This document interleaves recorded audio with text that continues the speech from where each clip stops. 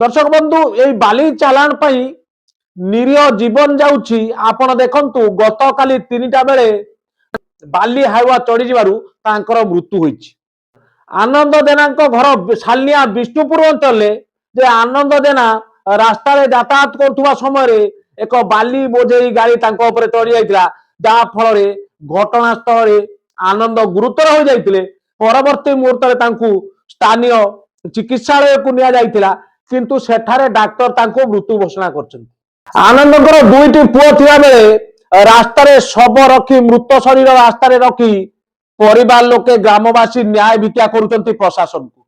किंतु मोहन माझी जिला केउझर जिले में बेआईन बेधड़क भाव बाली चालाण होउची। सरकार खाली गोटे मिछ प्रहसन करुचंती बाली माफिया पथर माफिया कार्यानुष्ठान हम किंतु वास्तव चित्र देखंतु हाबलेश्वर कहतु से पाखापाखि अंचल संध्या समय बेआईन बाली चालाण करा जाउची। हजार हजार ट्रिप बाली बेआईन भाव में उठा जाउची किंतु स्थानीय पुलिस माइनिंग अधिकारी किसी जानी पाउनांती जे निरीह लोकंकर जीवन जाउची। जो खबर की आमे बारंबार प्रसारण करूचु कुआ जाई परिबो जे राज्य रे एक छत्रवादी शासन आरंभ हेलानी। मन इच्छा काम चलुची जे जहा चाहूची सेया करूची।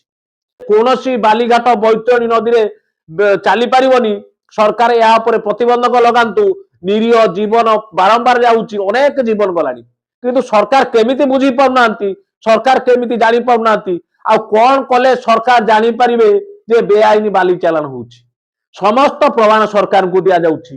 समस्त प्रमाण सत्य भी सरकार एटी अंध दूतराष्ट्र साजिचंती जे पुलिस प्रशासन माइनिंग अधिकारी मोटा अंकर चांदा नहीं एबे साधारण ले बड़ प्रश्नवाची सृष्टि होइची।